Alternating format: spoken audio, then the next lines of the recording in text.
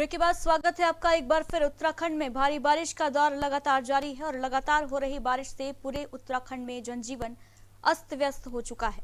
प्रदेश में राजधानी देहरादून समेत गढ़वाल से लेकर कुमाऊं तक कई इलाकों में बादल छाए रहेंगे। मौसम विभाग ने प्रदेश के गढ़वाल और कुमाऊं मंडल में बारिश की संभावना जताई है। कई जगहों पर तेज बौछारों और बादल की गरज के साथ बारिश की संभावना जताते हुए मौसम विभाग ने ऑरेंज अलर्ट जारी किया है।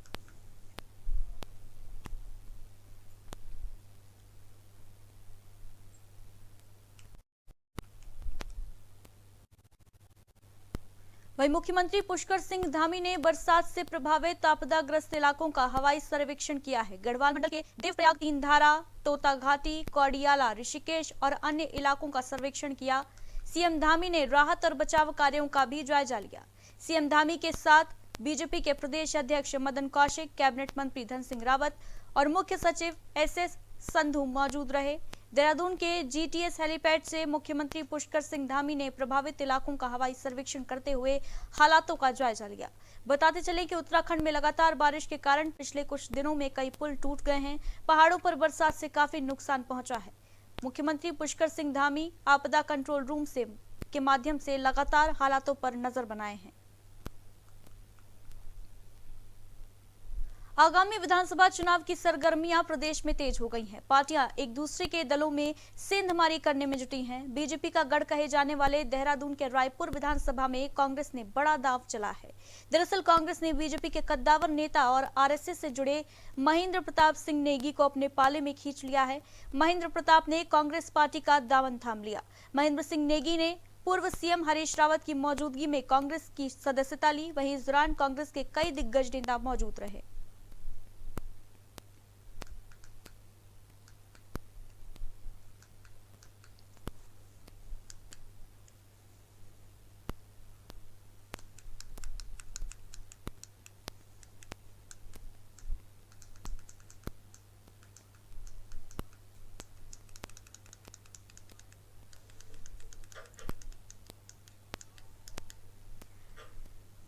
तो 2022 की तैयारी में सभी पार्टियां जुट गई हैं और सेंधमारी का दौर भी शुरू हो गया है। वहीं गढ़वाल सांसद एवं पूर्व मुख्यमंत्री तीरथ सिंह रावत ने जिला विकास समन्वय एवं निगरानी समिति की बैठक ली और केंद्र द्वारा संचालित योजनाओं की समीक्षा की। पूर्व सीएम ने मनरेगा, पीएम आवास, जल जीवन मिशन के अलावा तमाम योजनाओं की प्रगति के बारे में अधिकारियों से जानकारी ली। उन्होंने अधिकारियों को निर्देश दिए योजनाओं का लाभ आम जन तक आसानी से पहुंचे, इसके लिए समुचित व्यवस्था की जाए। वहीं जल जीवन मिशन योजना की समीक्षा करते हुए सांसद ने जल्द से जल्द हर घर तक जल पहुंचाने के निर्देश दिए।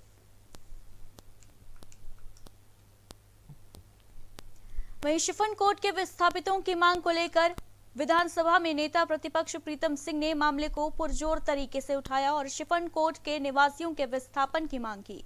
नेता प्रतिपक्ष की तरफ से उठाई गई मांग के बाद विस्थापित लोगों में उम्मीद जगी है, उन्हें जल्द ही नया आशियाना मिलेगा। शिफन कोर्ट के मुद्दे पर पूर्व विधायक जोत सिंह गुनसोला ने कहा कि कांग्रेस लगातार प्रदेश के लोगों की आवाज उठाती रही है, जिसे नेता प्रतिपक्ष ने साबित भी किया है। कांग्रेस प्रदेश के लोगों के लिए लगातार लड़ाई लड़ती आई है। उन्होंने कहा कि 1 वर्ष बीत जाने के बाद भी शिफन कोर्ट से बेघर हुए लोगों का विस्थापन न होना बेहद ही दुर्भाग्यपूर्ण है।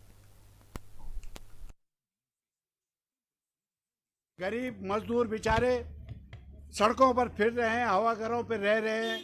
और जब उनकी व्यथा हमने परसों सुनी, जब उन्होंने जो है धरना दिया और उसके बाद व्यथा अपनी सुनाई, तो हमें भी लगा था, मैंने भी ये कहा था कि भाई हम माननीय नेता प्रतिपक्ष आदरणीय प्रीतम सिंह जी से आग्रह करेंगे कि इस मुद्दे को सदन में उठाएं और सरकार और विधायक इस पर जो है। जी, सबसे पहले तो हम जो है प्रतिपक्ष नेता श्री प्रीतम सिंह जी का शिफन कोर्ट परिवार की तरफ से बहुत बहुत धन्यवाद करते हैं कि उन्होंने सदन में हम। वहीं कांग्रेस पार्टी 2022 विधानसभा चुनाव की तैयारियों में जुट गई है। 4 सितंबर से परिवर्तन रैली निकालने का ऐलान किया है। इसके लिए कांग्रेस तैयारी में जुट गई है। कांग्रेस के पूर्व मंत्री हरीश चंद्र दुर्गपाल के नेतृत्व में लालकुआं में एक बैठक का आयोजन किया गया था, जिसमें ये जानकारी दी गई। इस रैली में कांग्रेस के पूर्व मुख्यमंत्री हरीश रावत के साथ पूर्व मंत्री, पूर्व विधायक और तमाम कांग्रेसी मौजूद रहेंगे। ये रैली किसी शक्ति प्रदर्शन से कम नहीं होगी, जहां दिग्गज हुंकार भरेंगे।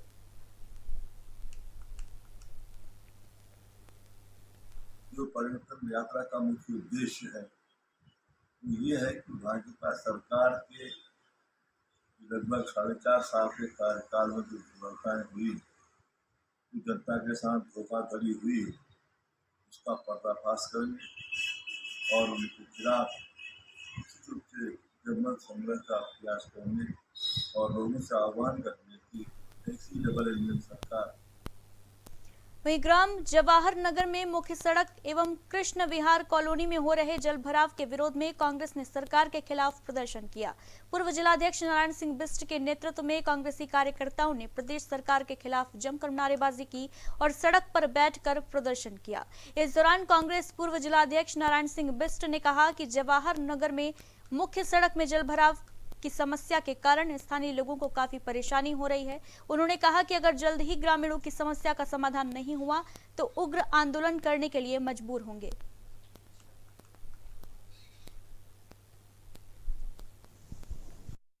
ये सरकार नहीं चलेगी, नहीं चलेगी। बीजेपी सरकार होश में आओ, होश में आओ। रोड नहीं। इस बार जो है ये सड़कें ऐसी हुई है, आप खुद देख रहे हैं, जनता आपको अवगत करा रही है, आप आ नहीं रहे हैं, गड्ढे रोडों में गड्ढे हो चुके हैं, तो इस बार निश्चित।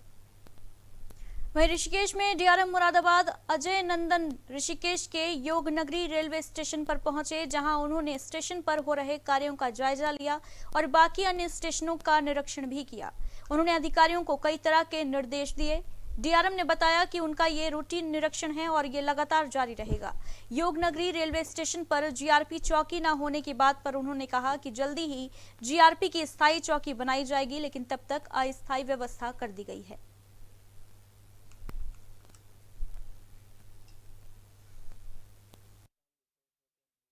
एरिया में जो ऋषिकेश और योगनगरी ऋषिकेश, इन दोनों एरिया में जो नए काम हो रहे हैं और उनमें कोई और काम और करने हैं, इन सब के बारे में चर्चा हुई है और सभी संबद्ध अधिकारी साथ इसलिए आए हैं कि सब लोग मिल करके। हरिद्वार पुलिस अब हाईटेक होती जा रही है। हरिद्वार में चल रहे सीपीयू वाहनों के जीपीएस सिस्टम लगाया गया है, जिससे अब ये वाहन पुलिस कंट्रोल रूम से आसानी से कंट्रोल हो सकेंगे और मॉनिटरिंग की जा सकेगी। जीपीएस सिस्टम से लैस वाहनों को एसएसपी सेंथिल अवुदय कृष्णराज एस ने हरी झंडी देकर रवाना किया। इस दौरान उन्होंने बताया कि अभी ट्रायल बेस पर इन वाहनों में सैमसंग टैग लगाकर जीपीएस से जोड़ा गया है। अगर आगे ये तकनीक कामयाब होती है तो सीपीयू के साथ ही चेतक आदि सभी वाहनों को भी इस तकनीक से जोड़ा जाएगा। साथ ही उन्होंने बताया कि जीपीएस सिस्टम लगने के बाद अब ये सभी वाहन पुलिस कंट्रोल रूम की निगरानी में रहेंगे। अगर कहीं भी कोई घटना होती है तो तुरंत ही वाहनों को ट्रेस कर घटना स्थल पर भेज दिया जाएगा। हमारा उत्तराखंड पुलिस का टेक्नोलॉजिकली भी एडवांस बनाना है। उसी क्रम में जो है आज हमने इस टैग डिवाइस को दिया है। इससे जो है हमारा जो भी हाक है इसका लोकेशन रियल टाइम में हमें पता चल जाएगा। इसका मॉनिटरिंग जो है कंट्रोल रूम से हम करेंगे। इसके सक्सेस होने के बाद अगले चरण में जो है हमारा सभी थाने का चेतक और रुड़की का सीपी सबका जो है इसका टैग का डिवाइस देंगे, ताकि जो है जो कंट्रोल रूम में जो ऑपरेटर बैठे हैं वो रियल टाइम में देख सकता है कि ये चेतक का लोकेशन है, हाक का लोकेशन कहाँ है और तत्काल रूप से जो भी हमारे पास एसओएस कॉल्स आता है, एमरजेंसी कॉल, उसका हरिद्वार के भगवानपुर इलाके में लगातार हो रही चोरियों के मामले में पुलिस ने एक आरोपी को गिरफ्तार किया है। पुलिस ने आरोपी के पास से चोरी का सामान बरामद किया है। एसएसपी सेंथिल अबुदई ने मामले का खुलासा करते हुए बताया कि लगभग दर्जन भर मुकदमों में वांछित अपराधी तौसीफ को गिरफ्तार किया गया है, जबकि तौसीफ का साथी फरार होने में कामयाब रहा। इसकी गिरफ्तारी के प्रयास फिलहाल किए जा रहे हैं। हमारा केस है कि क्रिमिनल हिस्ट्री जो हमारा प्रेस नोट में दे रखा है, चोरी का भी है, 420 का भी है और जिनके ऊपर हमारा थाने में पहले जो है तो गैंगस्टर एक्ट में भी कार्रवाई किया है। तो अभी आगे जैसा गैंगस्टर एक्ट में भी कार्रवाई के बाद भी इनका जो है कोई सुधारात्मक।